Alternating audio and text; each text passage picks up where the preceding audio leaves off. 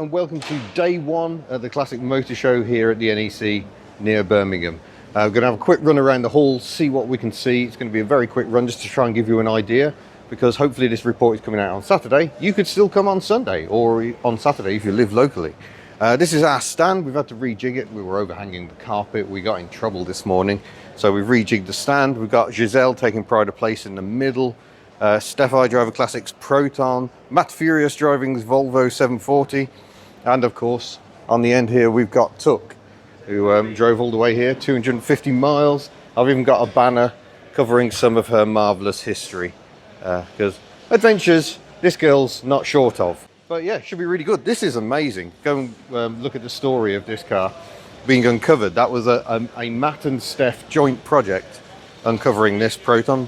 I've been off the road 10 years and is in lovely condition. And Matt's Volvo also looking good. We've got the merchandise, obviously. Let's get a merchandise plug in.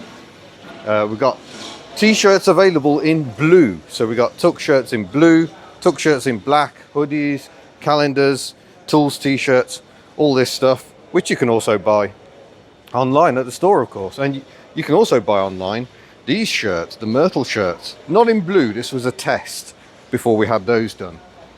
But we've got the Myrtle shirts in black. If there's enough interest, we'll do them in blue as well. But we're not here to talk about merchandise. We're here to talk about the show. And I think we're probably going to start with a run around Hall 5, because there are some very interesting cars here. So here we go. We drop down into the halls. LED lighting, I think. It's just causing my camera issues already. That's great. These cars won a virtual show. They had a virtual show last year because they couldn't hold the real show. So that's a Volkswagen Thing or Trekker, and brilliant things. They sold quite well in America, bizarrely. This is Fresh and Minty's Honda Acti that we saw at the Retro Rides Weekender down at Goodwood. It's still looking absolutely splendid. Still running the 550cc twin-cylinder engine, so I just love it. Much like Tuck, people keep telling him he should put a motorbike engine in it. Why? Why would you do that? We've got some very interesting creations here. This is Odd Autos, and they're certainly odd. This is the most fantastic colour I have ever seen.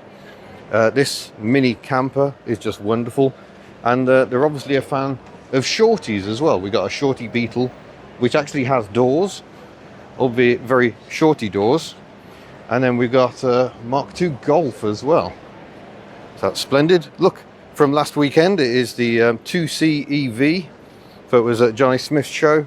This is 2CV shop stand, and that's the power plant. So you can see it is just a motor bolted onto a standard 2CV gearbox. So yeah, this is the best look at the brakes of a 2CV. That's the handbrake mechanism there, and the normal brake pads are at the back. So to get the pads out, you flick this clip with a spanner, and the pad comes out. This one's actually got the disc cooling shrouds fitted, which most 2CVs no longer have. Over here we've got Unipowers. Unipowers took the running gear of a Mini and put it in the back. So it's like a British Fiat X19 in a way. Very lightweight, very low drag, and very, very strong performance. Wonderful little cars.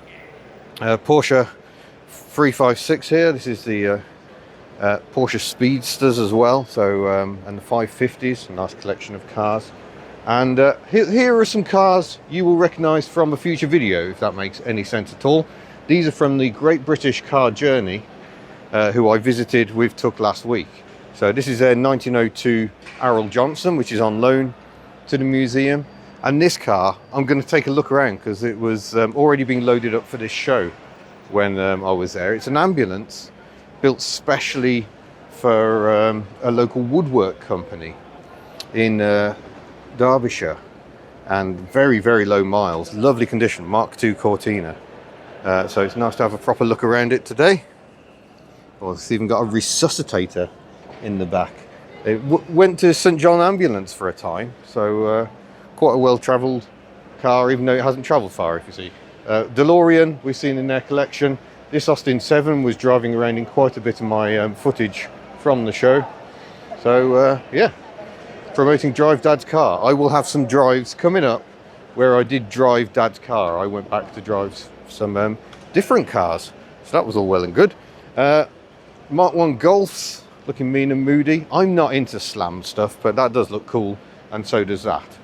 So maybe my views are changing on such things. Look at the bay window, more of a standard height. I think even that might be slightly lower than stock. Nice collection of vehicles. Talbot sunbeams, they're funky. I would love to do a video on one of those, or even a standard Talbot sunbeam, not the Lotus ones we see here. Would be good to do, but there's always so much to do. So the Great British Car Journey are on the FBHVC, Federation of British Historic Vehicle Clubs. They do a lot of lobbying for our scene. There's a couple of vehicles here of interest from the Withall Transport Museum. Got a, looks like probably a Harding electric car there. So we've got two Invercars here effectively. There's another Invalid carriage. So they started like this before evolving into proper cars. So yeah, the bus, Birmingham Corporation, Outer Circle 11, that route is still running today. I caught buses on that route many times when I was younger. This is an AEC Regent in just splendid condition. I need to get over to the Withall Transport Museum and do some filming, I think, because they do have many splendid vehicles there. But yeah, Federation's got all sorts. Look, a Matchless. There's so many cars you just know so little about. So that's lovely to see. I think I was speaking to the owner of that on social media last night. It's crazy time. There are so many people to speak to. Trying to remember everyone is just a challenge. Fiat Coupes. Last time I was here, I incorrectly said these were styled by Pininfarina. They were styled by Chris Bangle, who went on to BMW and styled some of the most controversial BMWs ever made. And Pininfarina built them. So there is a way of telling whether they styled them. They have a slightly different badge. That's their build badge.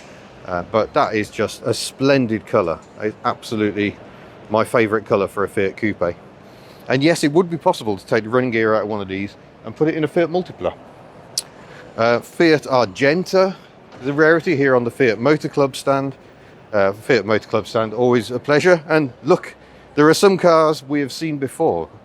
Nigel's lovely 127 Sport that we drove, was that last year or the year before? I'm struggling to even remember. It was last year. It was last year we drove that, and he came to our Hubnut social down in Devon. So lovely to see that. Another Fiat here. The 128, I think, with the funky rear lights. Yeah, so these were built in Yugoslavia as well later on and sold as Zastavas. And then you got this cute Fiat Topolino, the little mouse, very, very well named, absolutely adorable. And everything is tiny, even the steering wheel is tiny, so everything looks like it's in proportion. Talking of Pininfarina again, this is a Pininfarina badged 124 Spider, originally a Fiat, but rather like the X19, when they Fiat didn't want to make them anymore, Pininfarina kept building them, just like Bertoni kept building the X19, so they became Farina badged. It's got the later federal bumpers on it. Lovely little Fiat Panda, belongs to Brian, who I was having a chat with yesterday. And then Craig Cheatham's Fiat Brava.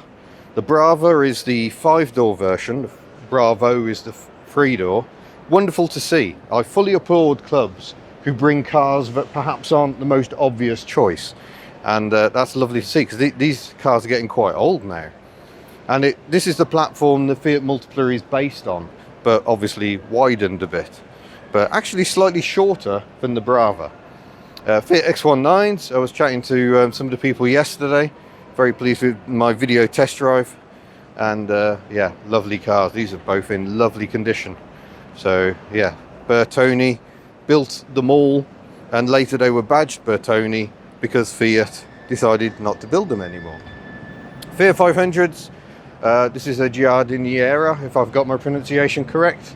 The beautiful little estate car version. So they laid the little 2-cylinder engine flat under those. It's still a straight twin, but it's just on its side. This one looks quite mean and moody. This one's got a funky trailer.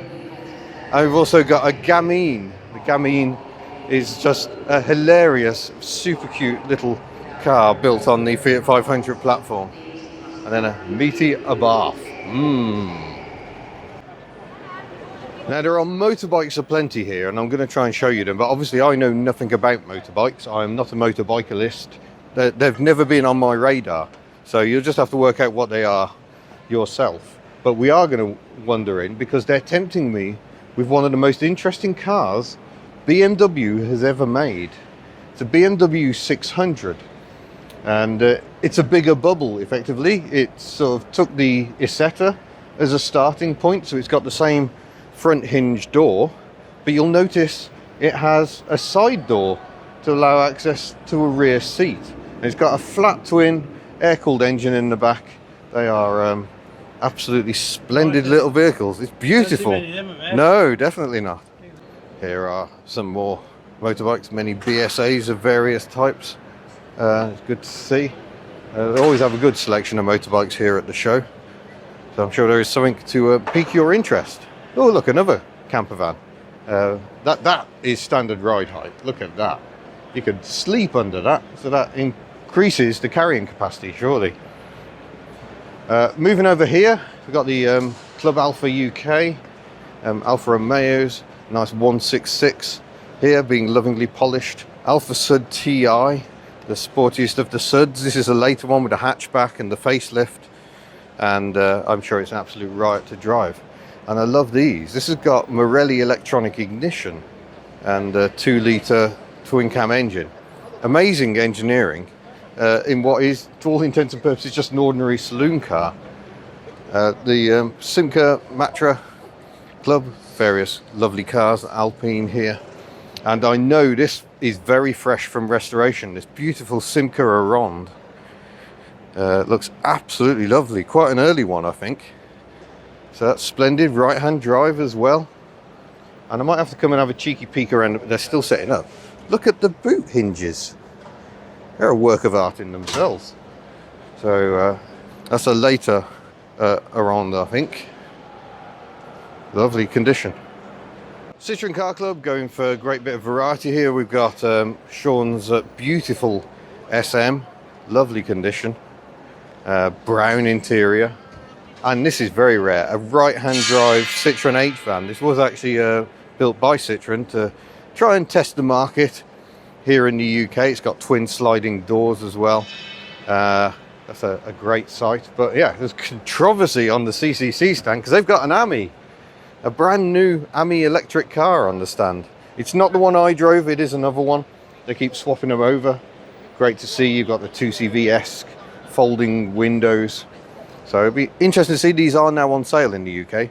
Be interesting to see if they're successful. This is Ben's lovely little Ripple 2CV, which he drove here from, I think he's up Yorkshire way. Brought it down the motorways, no bother, despite its tiny little 425cc engine. And look at this, a rally spec Citroen Ds. I just had a quick chat with them. This is a replica, but Citroen did actually build some rally cars like these, short and stumpy DSs to go rallying, with great success in events like the Raid Morocco and things. So that's very, very nicely done. There we go, we've got a hashtag that's probably worth a look. And then we got Dan's GS Basalt. This was at the Hubnut Social at Brooklands Museum. Dan owned Giselle before I did. There was an owner in between the two of us, but very funky. But 2CVGB are celebrating 60 years of the AMI. And I've got some splendid examples. I drove this one a few years ago, not on video sadly. This is belongs to my friend Ed, and it's a daily driver, daily driven AMI 6, and it is a beautiful car to drive. It looks, you know, a little scruffy in places, a little patinated. Looks like it's had a new front panel since I drove it. But oh yeah, it's got the earlier front end on it with these square headlamps. I think this is a Club. It would originally have had these circular lamps, but it's just wonderful, and it's great that it's daily driven. He lives down in Kent, I think. I have on occasion seen it parked up at his place of work. There's even got the Venetian blind on the back. My friend Simon owns this beautiful example. I remember seeing this when it came into the country. It was imported by Gary Dix, who also sold me that Camouflage Diane some years ago. And this is a beautiful car, and it's been restored. It's got new sills and floors, but they've left all the patination, and it's all the better for it. I absolutely adore these cars. You just can't do better than an AMI 6. I just think they're absolute perfection. All based on the 2CV chassis, albeit with a 602cc engine before the 2CV had one, but splendid. And next to these we've got the AMI 8s. Again, somewhat patinated, slightly driven into things. It's got the Parisienne look going on. This is a Super, which you can spot by the slotted wheels and the slotted front panel. Means it's got the 1015 GS engine, so a flat 4 engine in those, and they go very nicely. If we have a peek inside, we should see it's got a floor gear change, one change from the normal models, so that's good times. And that's my friend Ragnar's AMI 6, presented as rather more beautiful, restored example. And this one we may have seen before because it belongs to Rob at Chevronics. And we've even got an AMI trailer behind it, which is quite funky, I think. How cool is that? Yeah, I know the number plates don't match. The two cars don't go together actually, but still beautiful. Now here we've got some interesting cars, Borgwards. German cars built to a very high standard. This is an Isabella Combi, but I was having a good look around this one at the show last night. This is a Hansa Pullman, and I've never seen one before. This one was apparently sold in New Zealand, but they did sell just a few of them here in the UK. But sadly Borgward just couldn't sell cars in sufficient quantities to survive. So they did die out in the 1960s. Lovely styling touches. So that is a very, very rare car indeed. And that's what I love about this show. Every year there are different rarities. This is an Isabella Coupe. Very, very pretty cars. Lovely interiors. And they're lovely to drive as well. I wouldn't say they're exciting to drive, but they just feel very solid and dependable. I'd say like a slightly classier British standard. I've got some Audis here. I've never seen an Audi with a hard top. I think I prefer it without, but still, nice selection of cars. This is the Audi Owners Club.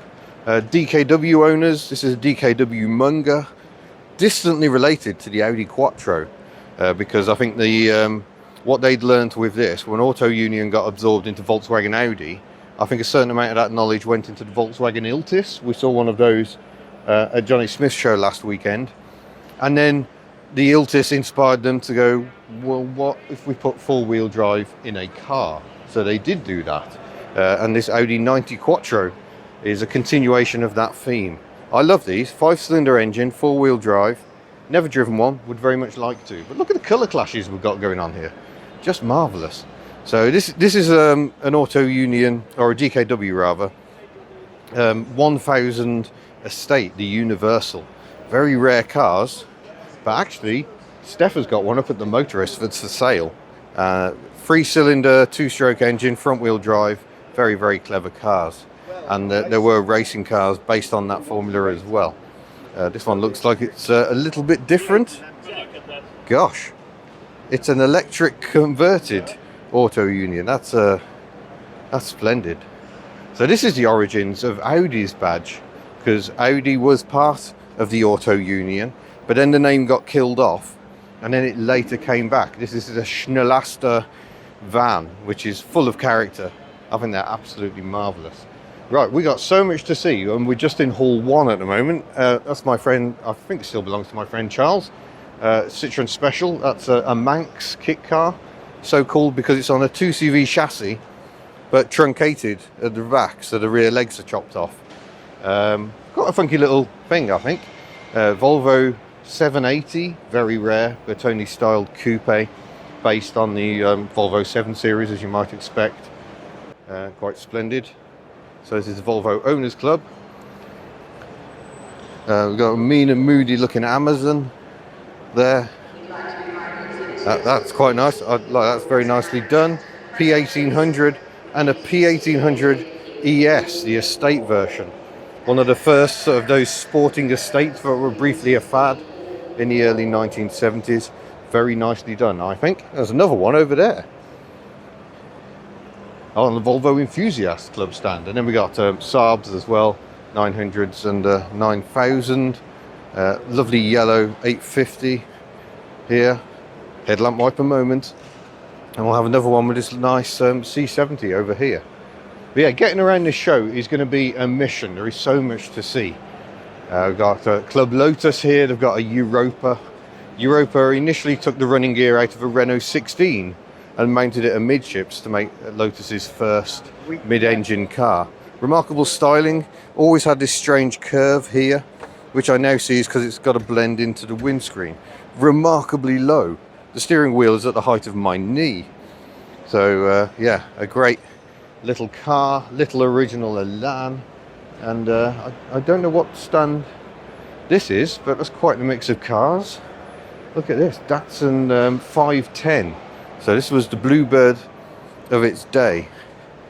And quite advanced car, independent rear suspension, overhead cam engines, and quite successful in rallying, especially in Africa. So that's a very rare sight. Got a Lotus Esprit over here as well. Look at the red interior in that. Wow. And pantograph wiper moment. Gilberns, the Welsh sports cars. That's an Invader, a Mark II apparently, Invader. Followed on from the Genie. And this is a Gilbert GT, which has been in one family from new. But came off the road in '72. Has only recently been restored back to very beautiful condition. So this was the first Gilbern. Gilbern was a collaboration between a racing driver and a German, Bernard Fraser, who was very good at making these cars become a production reality. Initially above a butcher's shop in South Wales. And it's a later Invader Mark III with a revised front end on it. That's a mysterious Mark just floating around. Hello! So Mark's at the show today, enjoying a walk around. Skodas, interesting Skodas. We've got plenty of those. There's the electric Favourite, or Foreman as they were known here, pickup. So I know that would be confusing for Czech viewers, but the estates were called Foreman in the Czech Republic, but in the UK the pickups were sold as Foreman, and this is an electric one, so that's quite rare and unusual. And look at it, it's even got a magic charge post. Woo! 1000 MB Skoda. That's very nice. One of the Skoda Rapids, but were converted into convertibles here in the UK. That's splendid to see. And another early Rapid with the earlier front end treatment. Lovely cars. And this is a later Rapid with the later front end. And that's a limousine. You won't often see a Skoda limousine. That's for sure. That's lovely. So it's a 120L5. It's the same as the one I drove. We've got Fairthorpe's here, another great British manufacturer. This was their final design, I think, the Amy, an attempt to have a bit more of a normal car. Oh, sorry, no, it's a Turner. Turner did the Amy. These are all small British companies. This is the Electron Miner, which is a cute little thing, all based around conventional underpinnings. This is a Peerless, which is based on Triumph running gear, I think, a Peerless. Beautiful car. Later sold as a Warwick, optionally with a V8 engine. Over here we've got Polish classics, and this one is just insane. Thanks to Jim McGill for tipping me off about this one. He saw it at a show in Poland and also here, I think. It's a Fiat Coupe, Polski Fiat, but it's been widened as well as turned into a coupe. The amount of fabrication work in this is just absolutely extraordinary. It's absolutely beautiful. So that is a wonderful car to see.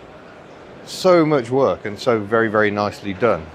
Over here, what's this? This is the British motor vehicles before 1985. So I'm guessing they don't like modern stuff. Austin New Ascot, here part of their initial post-war range, I think. Oh no, 1938, my era. I'm not very good on pre-war cars. And we've got the Ford Consul Capri. The first use of the Capri name was on these very unusual looking coupes. Austin A30, sorry, A35, but has been converted into an open roof, and a very nice early Range Rover. Very, very splendid. And here's another car on the Polish stand that I would love to tell you about. I know absolutely nothing about it. I don't even know what it is. I know it's splendid. I know the styling is just insane, and it's a 223. So please let me know what it actually is. Panning around, that's absolute insanity. I like that very much. Is that a Wolseley 680 or a Morris 6? It is a Morris 6, which is the Morris badged version. It's got an overhead cam 6-cylinder engine and looks very much like a bigger Morris Minor, really. Very, very nice. So many cars to see. We've got the Marcus over here, more Lotuses or Loti or whatever you meant to say. Beautiful selection of early Celicas here on the Toyota enthusiast stand. Look at this one. I wonder if that's Malcolm's. Delicious brown Celica. Clearly aping the Ford Mustang in some ways, but also very much making it their own car. So wonderful. And even more brown here. Great. Volvos, we had a quick look at that estate, but we've also got a police car. It's in great condition. Standards, we've got the Vanguard estate. That's quite a rarity. A Pennant estate, or sorry, 10 Companion. It's got the Pennant hooded headlamps, which confused me a little there. Standard 8, which initially didn't even have an opening boot lid, so you had to reach in through the back. And then earlier 14, I don't know anything about those because I'm hopeless. We want contrasts, we can do contrasts. That blue is spectacular. Tiny little Hondas, S800 here, Z600, huge fun. These things, they've got a crazy little twin cylinder air-cooled engine in them. They do rot. Oh, it belongs to Alan. Alan also owns a very modified one. But yeah, the colour contrasts here, just absolutely splendid. But then you contrast that with this enormous Cadillac. 59, I'm guessing, by the height of those fins. W plate in the UK, that's probably when it came into the UK, so that'll be around 80, 81. Lovely little square nose Mini next to it. I do like those. MR2 Owners Club, inspired by Fiat somewhat. They came and took things their own way. Another Honda S800. These have a crazy little engine. It just revs up to about 8 or 10,000 RPM. NSX, which does much the same but goes very much faster. That's great to see. And we've got the 300ZXs on display. I think that one's Joel's, who I know, Joel Pickering's, but he's got his covered up so you can't see it. And they're facing off against the Supras, Mark IV Supras. I quite like these, twin turbo, which means they're not very laggy. They're quite exciting to drive. Imprezas are here as well. FD-RX-7s, great to see. Just absolutely crazy with their Wankel rotary engines. Over this way, we've got the Mitsubishi 3000 GTs and GTOs. I think they were sold as GT in the UK, GTO in other markets. And they're quite interesting because they've got a transverse V6 engine, but still four-wheel drive. Tobacco leaf, my favourite P6 colour. I used to have a Series 1 in that colour. This is the Sporting Bears, where you can make a donation to charity and go out for a ride in any of these cars, which is a great idea. So it means if we come down a bit later, we can watch some of these cars driving about. That should be fun. I don't even know what that red one is. Is that an Aston Martin something?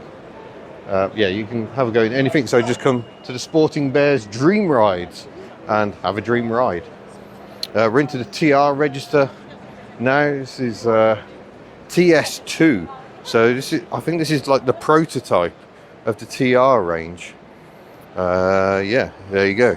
It is the first right-hand drive Triumph TR, built alongside its left-hand drive sister in 1953. Got some very interesting cars. We'll have to come and look later on because I've got some of them covered up, which isn't very helpful. Le Mans winner in 1961. I'm guessing that's a class win. And a very mean and moody V8. Look at the state of that. Look at the rear tyres. They're enormous. So that's utterly remarkable. Lovely Triumph Courier van here based on the Herald. And then we've got some coupes. They're good to see. This is the Triumph Sport 6 Club. So despite the fact they're called the Triumph Sport 6 Club, they don't restrict themselves to just six-cylinder Triumphs, thankfully. Club Triumph has still got all their cars under wraps, unfortunately. Very nice acclaim there. And I'm starting to feel tired already. I've still got to go around the entire show. This is just one hall. This one hall is like twice the size of Johnny Smith's show last weekend. It is a big show. Now here's an interesting car. This is owned by my friend Jane, who owns the Suzuki LJ80 and the Honda N600 I drove. This is part of her remarkable collection of cars, the Triumph Fury. It was designed by Giovanni Michelotti. You can see a hint of Spitfire in the styling, and it was apparently meant to slot in between the Spitfire and the larger TR range. So it's got a 2-litre 6-cylinder engine, but it was just a one-off, and these things just have a habit of sticking around, I guess. This car has been beautifully restored, and it's great, but it just wasn't scrapped when they thought, no, we're not going to make this car. Over here we've got a Triumph TR4A, a GTR 4A, because it's got the coupe design. So Doves of Wimbledon, a Triumph specialist, got Harrington. Oh, so they saw the Harrington Alpine and decided to get their own sort of fastback version done. So it's still been polished, getting ready for the show, but a really nice bit of styling on these, I think. Very nice. Over here, later on, there will be demos of some electric cars. They've not got very much space to operate in, but these are all electric and will be sort of doing drive rounds to show what they can do. This one has been on telly a lot, on Vintage Voltage, because they built it, and also on Guy Martin, the fastest electric car. Very modified Tesla motor and battery packs, and goes like absolute stink. I was having a chat with Richard from Vintage Voltage yesterday, because I've been to drive some of his cars before. Some of his slightly slower cars, Volkswagen Beetle and Fiat 500, but they are converting so many cars, and the company's now up to 16 employees, when it was just Richard and a bloke in a shed a few years ago when I first met them. So it's great stuff. Triumph Stags, V8 engines, pantograph wipers. There is nothing not to like. Same here, in fact. That's like an ex-Tony Pond TR8. So it's a development prototype, and I've seen some of these being driven very, very well on track. Coca-Cola sponsor, I think it was a special edition of the TR7, and yeah, TR7 Sprints. That's got the 16 valve engine in it, and this looks like the Spider, which I thought was US only. A sort of special edition with fuel injection and all sorts of mad things. So that's very nice to see. Yeah, so I was right. This is a fuel injected TR7. This was developed for the American market. I think because they were losing so much power with the carburettor versions. It's been right-hand drive converted, so it was an American car originally. But yes, I am further reminded I desperately need to do a TR7 or TR8 video. I will make it happen, I promise. Have a spot of Americana with Corvettes of various types. I do like Corvettes, and I'm not even sorry about it. Look at this. This is just screaming 1970s. And these Corvettes have a pop-up flap here, vacuum operated. So you turn the windscreen wipers on, this pops up, and then the wipers sprout out. That's the reworked first generation. And is that C2? I'm struggling because it's American and I'm hopeless on American stuff. But yeah, some lovely cars. It's a Triumph 2000 2.5 2500 register. The big Triumphs, lovely. And look at this Dodge van. It's on the classic American stand. It's absolutely mind-blowing. It's beautiful. I love it. Everything about it. That is marvellous. Some more Dodge Charger action for fans of Chargers. They are absolutely enormous. And I'm sort of racing through a bit because there's so much to see, and I know so little about American cars. That's a Cadillac. Look at the overhang. It's taking me several steps to get around the overhang alone on that. And this taxi appears in a lot of period dramas, lots of Poirots and things. I see that around quite a lot at various shows. Opel Mantas. Hold on. Opel Manta Estate. Has someone been getting creative here? Do like my Mantas. Yeah, I think that's an Ascona back end that someone's grafted on.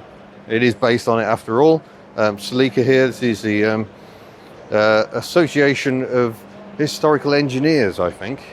Is that an Elva? It is. and Elva, another one of those crazy British little companies, you know, cars knocked together in sheds. The Elva Courier, very sporty. I think it was Yorkshire those were built in. This is where all the live action is going to be going on later on today. So Jimmy Doherty and people. Oh look, it's that Paul Cowland fella. Maybe he's going to be about as well. Richard Hammond, he's got his workshop, hasn't he? Yeah, Practical Classics team, Mike Brewer, they're all going to be about down here. What the hell is that? A racing Cadillac. Okay, blimey. Raced in Le Mans, this type. That's intriguing. Yeah, so there's Mantas, this later one with the circular headlamps.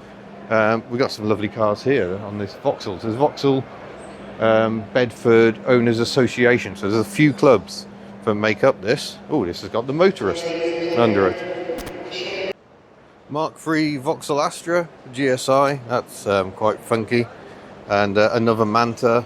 And then we've got a lovely Mark II Cavalier SRI.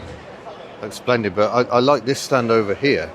This is the Chevette and Cavalier Owners Club. We've got a somewhat patinated Mark II convertible, very rare car. Pretty much the only two-door Cavalier we got here. Very early on, we got two-door saloons in the UK. They vanished very quickly. This is a Cavalier Commander, I think, which was a special edition. And I'm not sure what the mechanical makeup was, but you got these funky check seats. You got a boot spoiler, some side stripes. So it looks sporty, even if it wasn't particularly sporty. Another headlamp wiper moment. This Cavalier, is that a G? Oh, it's a CDI. Oh, so that's the top spec luxury.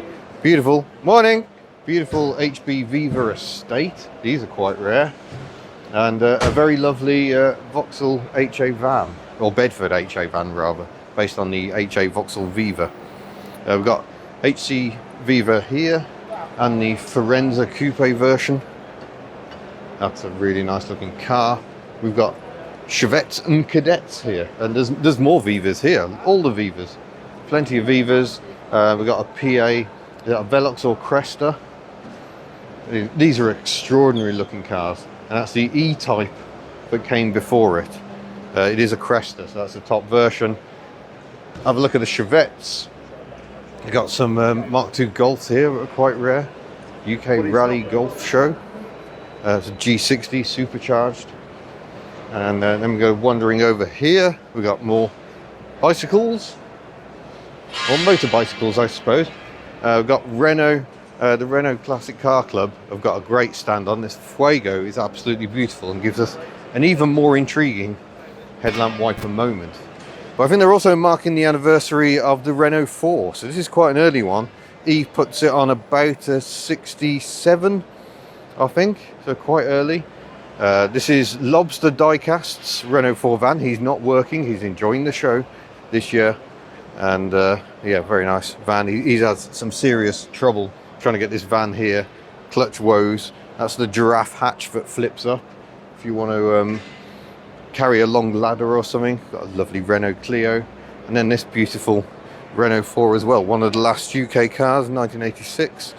So that's a remarkable colour. Renault 5 Monaco. It's the luxury version. This is basically the French equivalent of Van Pla is the Renault 5 Monaco, so that's lovely to see. And there's the Clio and the Renault 12, which of course is what the mighty Dacia was based on. But there we go. I think we have seen everything apart from these traction Avants that there is to see. No, we haven't. We haven't. We haven't. There are Alpines. We must go and look at the Alpines. So yeah, there's various traction Avants, various sizes, but the club also supports Traction Owners Club, the rear-wheel drive Citroens that predate the traction. Right, we'll start with some Alpine history. This is an A110. It's got a 4-cylinder Renault engine at the back, hugely successful in rallying, and probably the first really good production Alpine. Not really good, but the one that sold in most numbers. Beautiful little car. Then they followed it up with the A310, which has got the V6 engine at the back in this case. It started off 4-cylinder as well, but it put the PRV engine in the back. I have tested one of those. I've played with its magnificent windscreen wipers. And then it went to the A610, also available turbocharged now. And again, just an extraordinary car with extraordinary windscreen wipers. Quite remarkable cars. Just beautiful styling. Very much the French Porsche 911, to quote an oft-quoted cliche, but it kind of stands up. Renault 5 Maxi Turbo with the front indicators from a Citroen Ds. Now you know. And they've got a more modern one as well, A110 Legend. So this is that little blue car revisited for the modern era. And then a racing Renault 21. That's a very colourful paint scheme. We've got to go and look at Peugeots. I skipped over Peugeots, and that is unforgivable. We've got Club Peugeot UK here. It's the 504 Pininfarina convertible. Very pretty. Peugeot 205. A left-hand drive GTI. We've got a 406 V6, again Pininfarina coupe. And only 10 left in Pulsar yellow. That's remarkable. It's a beautiful colour. Beautiful styling with the rear window sort of sunk in at the back. Go away, Fly, you're spoiling my shot. It's a beautiful looking car. 205 Open. I've never even seen one, I don't think. Must be related to some sporting event like the Roland Garros, perhaps. And now we're on to the Peugeot Sport Club UK with this lovely 309 here. Got a 405 race car. Are the French club's going to have a race later on, but I don't know about. 306. It's hard to believe how old these are getting now. And 405. Another left-hand drive Peugeot with mysteriousness. KV suggests that might be a factory car of some sort. And we've got a Rally 309 here, and then a Peugeot 304 Coupe. So this is a 405 T16, a model never actually reached UK sales, but obviously bought a few in to test the market, perhaps, or maybe see. I don't know. I don't know why they brought these cars in, but it's a left-hand drive. Peugeot owned when it was new, so they bought it in to test the market, and sadly decided not to bring them over. So that is the fieriest performance version, I think, possibly for homologation purposes. And yeah, very interesting to see one. Have a look at the 205 GTI again, and then I think that is us done in Hall 5. So that's just one hall of this show. We are in Hall 4. There's about 10 minutes until the door opens, and this is already a hugely lengthy video, and we've only seen one hall. So we're going to have a very, very quick run round Hall 4. We're going to have to be really quick about this one. So I just put my mask on because I was in the press office. So I'll take that off now, and we can carry on. Look at this lovely Capri, very late one. It's like about an 87 register, or 86. Little Mini, it's a Wolseley Hornet. The Bustle Boot, that looks like a 1660. Land Crab Ahoy. The Wolseley 1885, or 6 if it had the 6-cylinder engine. Morris version of the Land Crab showing off its engine. 2200, that is the 6-cylinder. Another Wolseley. I see this 1800 a lot. That comes to a lot of shows. Incidentally, the wheels on it, they look like sort of Dunlop alloys. They're lovely. The Wolseley, the last of the Wolseley line was the 1100 version. It's a Riley Kestrel, Austin 1100, and the MG version. Badge engineering at its strongest. And here's a car I'm very happy to see, the Innocenti Regent 1300. This is the Italian-built Allegro. So that's great. Absolutely love it. So Innocenti was the offshoot of British Leyland in so many ways. Developed their own version of the Mini. Austin 7s here. 100 years, yes, 100 years of the 7, wow. Austin Atlantics. Oh, that's a Hereford Drophead Coupe. That's quite rare. And yeah, that's the Atlantic. We'll see one of those in an upcoming video. Maestro and Montego Owners Club. Great mix of cars. It's a sporty looking, is that a GTI estate? A 1,000,000-mile Montego. Wow. Has that really done 1,000,000 miles? I mean, it kind of looks like it. That's great to see. Lovely early estate before they started fitting the roof bars. That's delicious. Nice Maestros. MG Turbo. And we've got the Rover Metro, sorry, the Rover 100, which was a facelift of the Rover Metro. Austin's, variously delicious little ice cream van.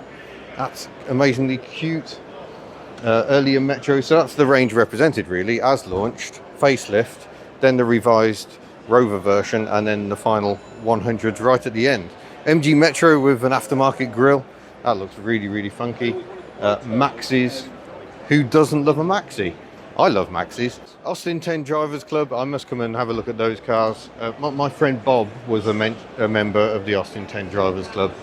He had a beautiful 10. Look at this enormous Austin 6. That's quite extraordinary. Rover 800s. And look what we have here. Who remembers this one? This is the Rover 800 I used to own.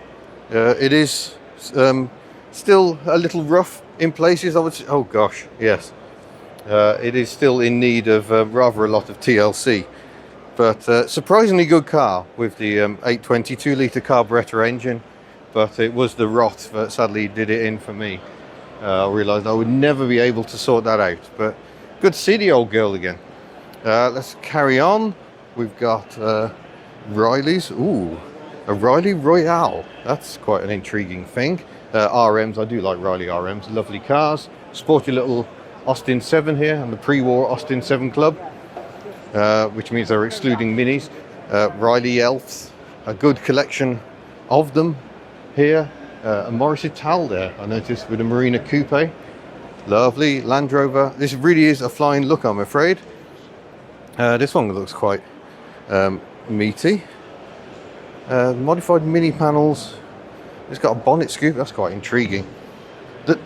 There isn't time doing a video like this to try and get around and see all the cars really, but Jowetts are lovely cars.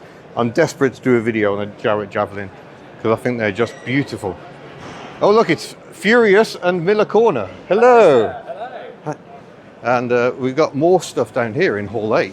So here we are in Hall 8. We've got Cortina Mark 1s on this side, Cortina Mark 2s on this side.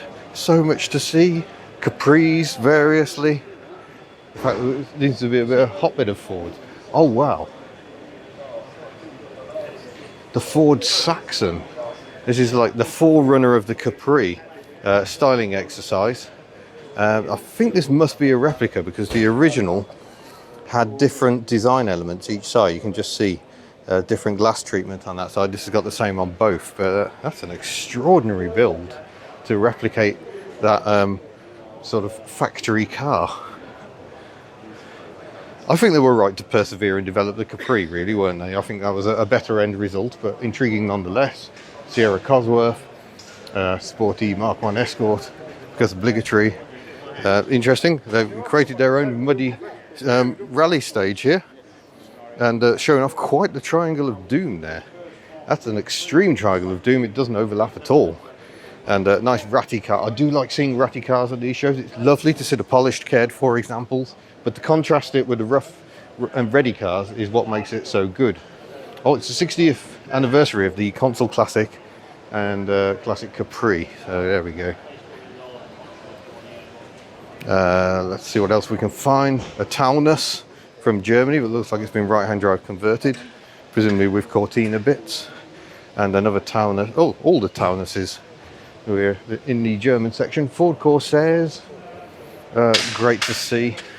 We've even got an estate. That's exceedingly rare. Emergency vehicles of various types. Nice Volvo S60 there. Look at this Volvo ambulance. Extraordinary. How do you get people in it, I wonder? You feed them in that little hatch at the back. Must be an interesting experience. 6-wheel Carmichael converted Range Rover. Wonderful.